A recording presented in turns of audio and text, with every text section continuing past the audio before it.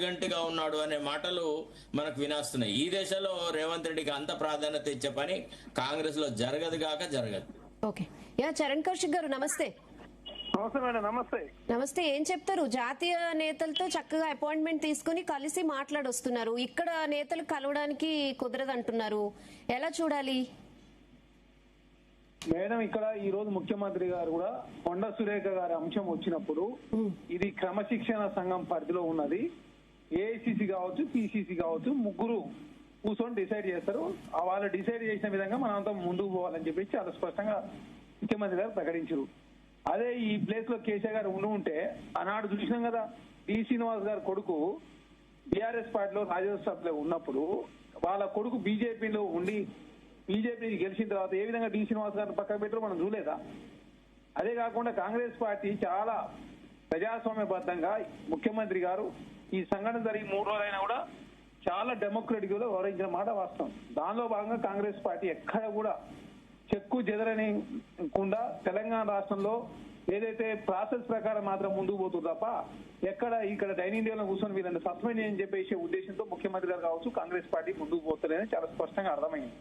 దానిలో భాగంగా క్రమశిక్షణ సంఘం కావచ్చు, తర్వాత పిసిసి కావచ్చు, ఏఐసిసి ముగ్గురు కలిసి నిర్ణయం తీసుకుంటారు. ఆ నిర్ణయాన్ని కట్టుబడి ఉంటామని చెప్పి చాలా స్పష్టంగా ముఖ్యమంత్రి గారు ప్రకటించారు. కాబట్టి దాని లోబడి కాంగ్రెస్ పార్టీ శ్రేణులు కూడా కాంగ్రెస్ పార్టీలో ఉన్నటువంటి శ్రేణులు కూడా ఆల్రెడీ ఇప్పటికే కొండ సురేఖ గారి అంశం చాలా సందర్భాల్లో పార్టీ నష్టం జరిగింది, ప్రతిపక్షాలు దీన్ని ఆసరా చేసుకుంటా ఉన్నాయి. కాబట్టి దీని విషయంలో ఏదైనా ఒక నిర్ణయం తీసుకోండి అని చెప్పేసి కాంగ్రెస్ పార్టీ శ్రేణులు కోరుతున్న మాట వాస్తవం.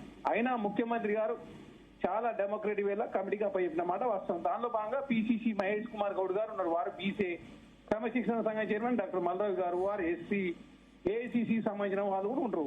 కాబట్టి ఇక్కడ మహిళనో బీసీనో అదేవిధంగా కాంగ్రెస్ పార్టీ మహిళా బీసీ కాబట్టి ప్రభుత్వం ఆమె ఎన్నిసార్లు మాట్లాడినా కూడా కాంగ్రెస్ పార్టీ ఎలాంటి చర్యలు తీసుకోకుండా ఆమె కాపాడిన మాట వాస్తవం. కాబట్టి కాంగ్రెస్ పార్టీ నష్టమైపోతుంది, ఎవరు చేసినా కూడా కాంగ్రెస్ పార్టీ చర్యలు తీసుకోవాలని చెప్పి భావించింది. కాబట్టి ఇక్కడ జక్కిడి ప్రభాకర్ రెడ్డి గారిని సస్పెండ్ చేశారు, చిన్నారెడ్డి గారికి నోటీస్ ఇచ్చారు, కంది శ్రీనివాస్ రెడ్డి గారికి నోటీస్ ఇచ్చారు, సంజయ్ గారికి నోటీస్ ఇచ్చారు. కాబట్టి పార్టీ నష్టమయ్యే పనులు ప్రతిపక్షాలకు అనవసరంగా అవకాశం ఇస్తారు. కాబట్టి అనవసరంగా అట్లాంటి అవకాశం ఇవ్వద్దు. దాంతో కాంగ్రెస్ పార్టీ పత్రా పడతా ఉంది.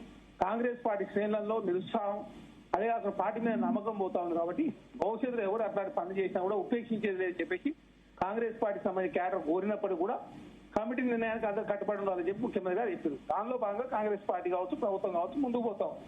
అనవసరంగా దీన్ని రాజకీయం చేసే ప్రయత్నంలో ప్రతిపక్షాలు ముందుకు పోతాం.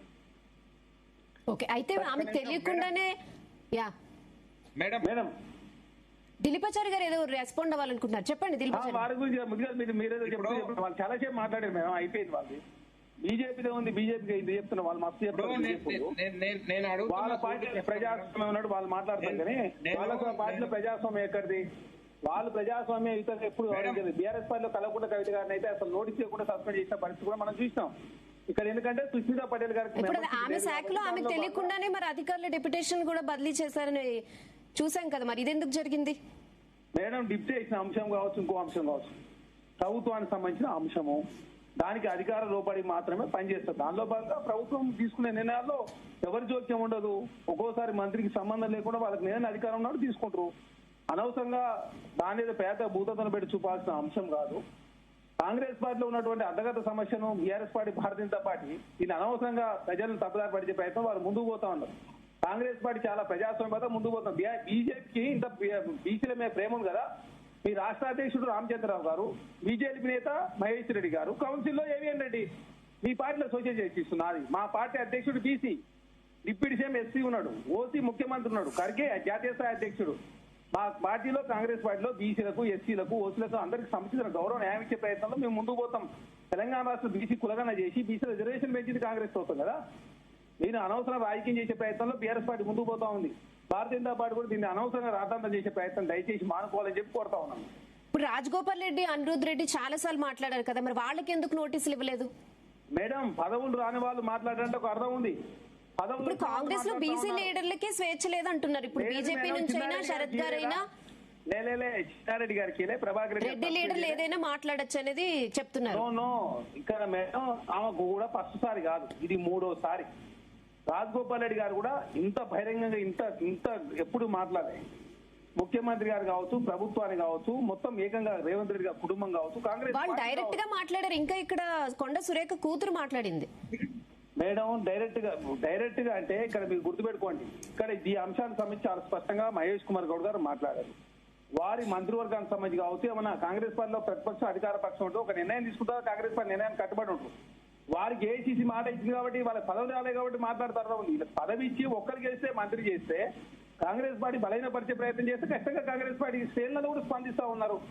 సంబంధం లేని వ్యక్తులు కాంగ్రెస్ వాళ్ళ మెంబర్షిప్ లేకున్నా కూడా, అదే కాకుండా కాంగ్రెస్ పార్టీ మీద ఈ నోటికి ఏదో సరే మాట్లాడే ప్రయత్నం చేసి ఖచ్చితంగా కాంగ్రెస్ పార్టీ సీరియస్ తీసుకుంటుంది. ఎందుకంటే కాంగ్రెస్ లో అతి ప్రజాస్వామ్యం కూడా కరెక్ట్ కాదని చెప్పేసి ఒక నిర్ణయానికి వచ్చింది. ఎందుకంటే శృతి మించని వరకు ఓకే, శృతి మించుతున్నప్పుడు ఖచ్చితంగా చర్యలు తీసుకుంటుంది కదా. కాబట్టి భారతీయ జనతా పార్టీ బీసీల మీద ప్రేమ ఉలవెత్తే కాదు, తెలంగాణలో కులగన్న చేస్తానని చెప్పి బీసీల అంశం చేస్తానని చెప్పి బీసీల అంశమే చర్చలే. ఈ రోజు ఇందిరాబాద్ దగ్గర ధర్నా చేశారు.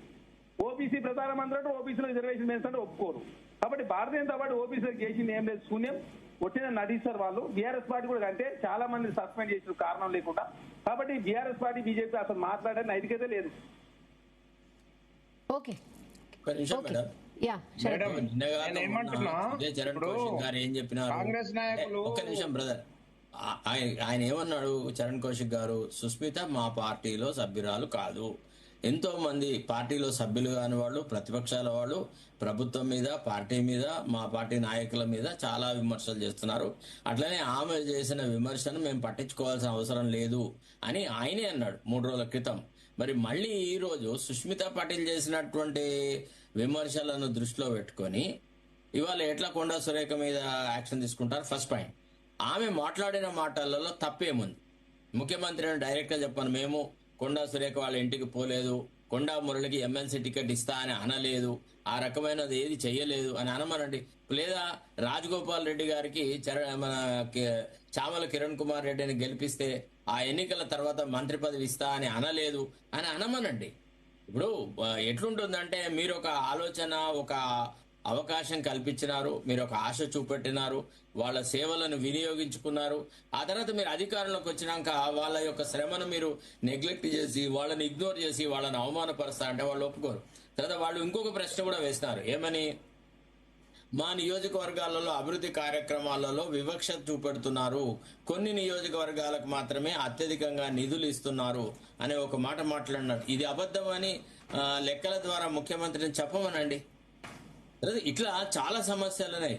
ఇప్పుడు ఒకవేళ యాక్షన్ అంటూ తీసుకోవాల్సి వస్తే ఫస్ట్ ముఖ్యమంత్రిని కూడా సంజాయిషి అడగాలి కదా. ఇప్పుడు ఎన్నికలు లేవు, ఏం లేవు, నువ్వు మొన్న పోయి పరకాల్లో ఎందుకు రేపు రాబోయే ఎన్నికల్లో అభ్యర్థుల గురించి మాట్లాడినావు, అది నీ పరిధి లేని అంశం కదా అని ఎవడన్నా అడగాలి కదా.